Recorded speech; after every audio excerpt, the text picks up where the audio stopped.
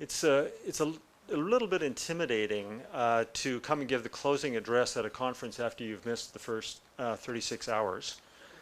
For all I know, everything I'm about to say has been thoroughly discredited in the conversations that you've had over the last day and a half, and I'm about to stand up here and make myself look really silly. But I do want to congratulate you on doing this every year. I know it's a really important event. You have a wonderful venue for it.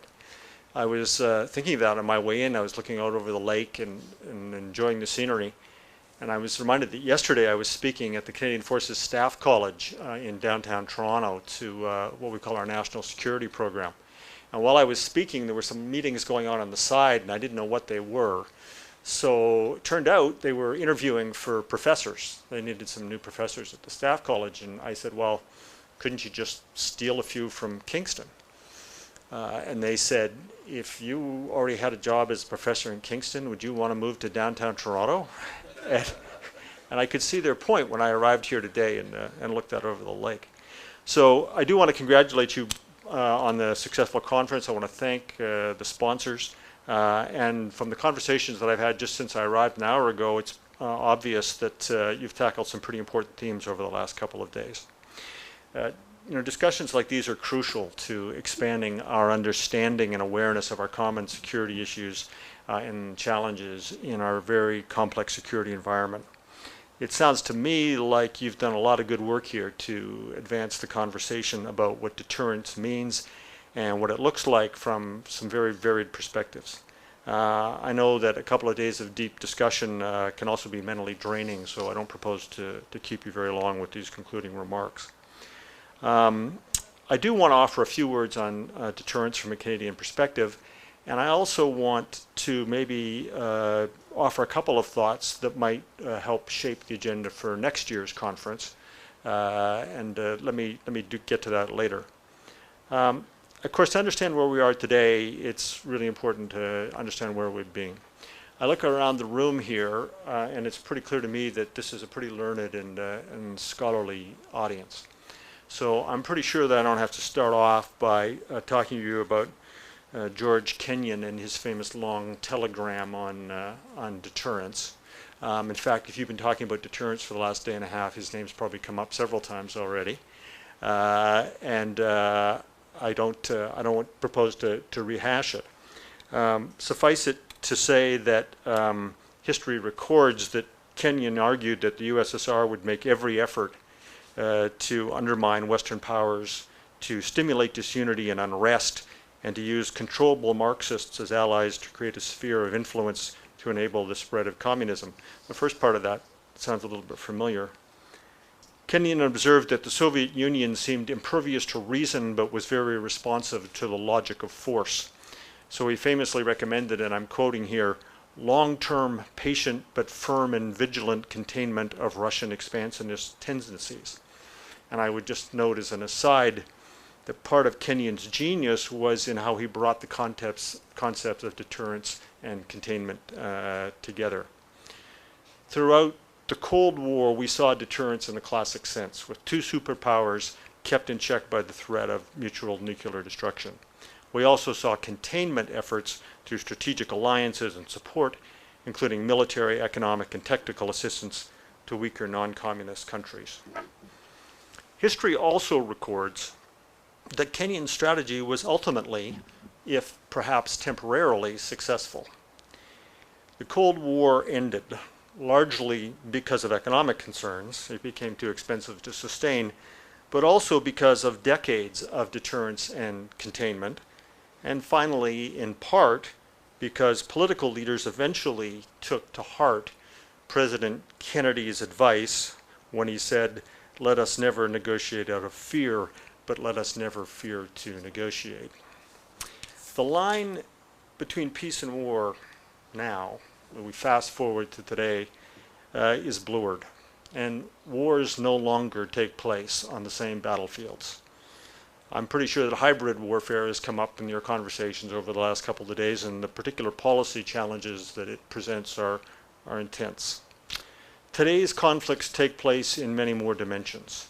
Now, not only are we responding to a resurgence of Russian aggression, We are also seeing hybrid warfare from both traditional and non-state actors, borders being challenged and threatened, and cyber attacks that, well, just have no borders. I don't have to tell you, in fact, it's worrying. I find it worrying that as we stand here and talk, NATO cannot define what is an Article 5 breach in cyberspace. And we should all think about what that really means. I don't have to tell you that those threats undermine our efforts to secure a rules-based global order. And no single nation can address them alone. We live in a world, in an era with a multilateral imperative. Today's threats underscore more than ever the value of our international partnerships and our multilateral relationships. I know that everybody here is clearly committed to working together, and I want to thank you all personally on behalf of the whole Canadian Defence Team for your commitment. We all know that we must adapt and modernize our approach to deterrence and offense. We know we must develop new capabilities and in some cases relearn old lessons to deal with growing and complex threats. We know we must evolve with this rapidly changing global environment to overcome our defense and security challenges now and into the future. The Government of Canada takes those challenges seriously. As some of you will know, we just marked the one-year anniversary of the launch of our defense policy, Strong, Secure, and Engaged, which identifies Canada's defense policy priorities ideally over the next 20 years. Among those priorities is our renewed commitment to being engaged on the world stage. Over the last year, Canada has made clear our renewed and strengthened commitment to international partnerships with NORAD, the United Nations, the Five Eyes community, and NATO. We continue to be a responsible partner that adds value to those traditional alliances, even as we seek to build new relationships. Just last week at the Shangri-La Dialogue, Minister Sajjan reiterated that Canada will always stand in solidarity with its partners to defend international peace and security. In fact, Canada is uniquely placed and often called upon to assume a leadership role in advancing global peace and security. Part of that is simply because we have such a massive territory to protect, including 3 oceans and the world's longest coastline. We continue to defend this continent with our American neighbors, notably through NORAD, which proudly celebrated its 60th anniversary last month. With Operation Unifier, we have 200 Canadian Armed Forces members providing training in Ukraine to improve and build their military capacity. We are also proud to be the framework nation leading NATO's Enhanced Forward Presence battle group in Latvia, one of the 4 deployed battle groups in the Baltics. Those battle groups are a testament to the return of deterrence and represent the military arm of a broader effort aimed at deterring further Russian aggression. If he could see those efforts, George Kenyon would feel very at home at the moment. Some of our diplomatic and economic measures can also serve a deterrent effect. In the wake of Russia's illegal annexation of Crimea, Canada imposed strong economic sanctions that align with those imposed by the European Union and the United States, including asset freezes and financial prohibitions. And in solidarity with the United Kingdom, Canada recently condemned the nerve agent attack in Salisbury by expelling 4 Russian diplomats and denying 3 applications for additional diplomatic staff. And then there's the North Korean crisis, if we can still use that word. When Minister Sajjan spoke at the Asian Security Summit last week, he called for a strong, clear, and consistent multilateral message to North Korea that the world would not accept its nuclear and ballistic missile development. In recent years, Canada has increased funding to strengthen the global sanctions regime with respect to North Korea. We enhanced our commitment to the United Nations Command. We are assuming a greater leadership in the region, notably through the recent appointment of the first Canadian general to serve as the deputy commander of the UN Command in Korea. To encourage peace and security in the Asia-Pacific region, we continue to wield the defense presence that includes deploying 2 frigates and a supply ship. We have also deployed a long-range maritime patrol aircraft for surveillance as part of the international effort to locate and expose sanction evasion activities. These remarks were written a week ago, and a week can be a long time in the global security environment. And we look forward to seeing how the recent developments with respect to North Korea play out. But however that happens, one thing is clear, and that's that compared to George Kenyon's initial definition Our understanding of deterrence and containment today is necessarily much broader in its application and range than it was when he came up with it. We are evolving a full spectrum of deterrence measure using a variety of means beyond just military and nuclear solutions. And all the while, our security environment is evolving. Because in addition to defending the land, the water, and the air, today we have additional domains like space and cyberspace to protect and secure. In fact, the cyber domain is one of the most challenging environments that we face, one that brings security threats closer to us all the time. We are more interconnected, more globalized than ever before. As I'm standing here talking to you, I've been ignoring the fact that my cell phone is buzzing.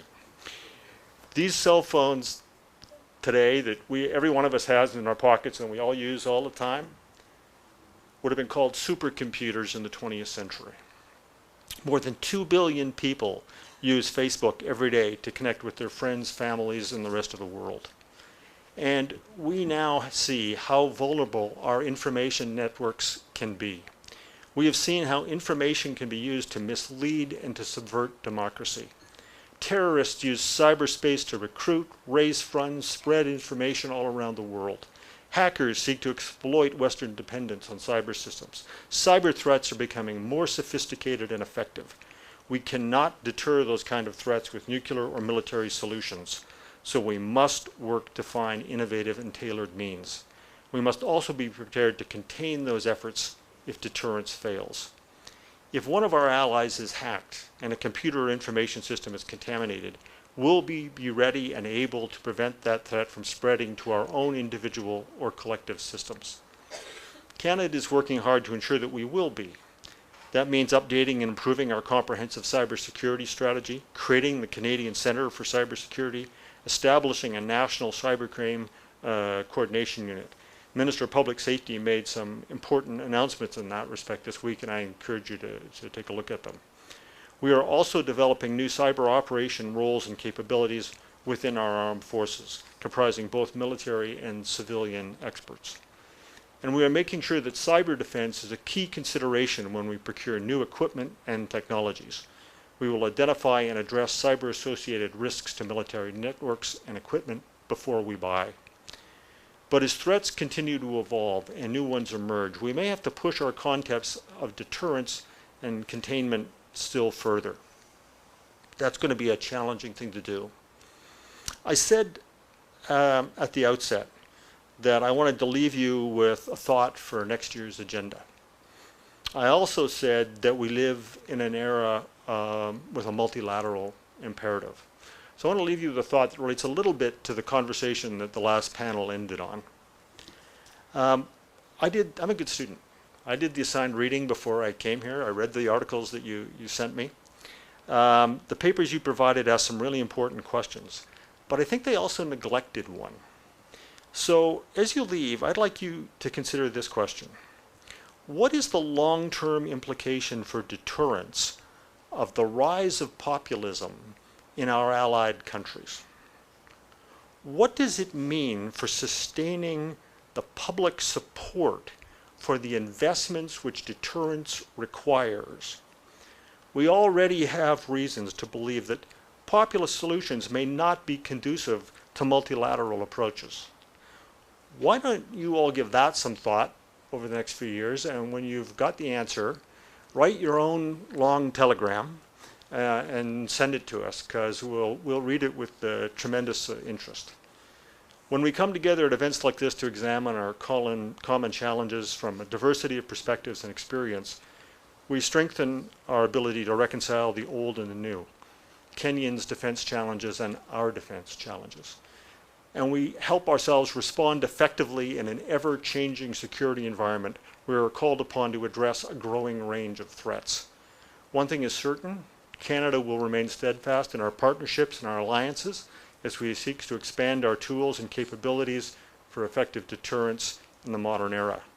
And we remain, despite all the challenges, optimistic that we can contribute to a safer and more peaceful world.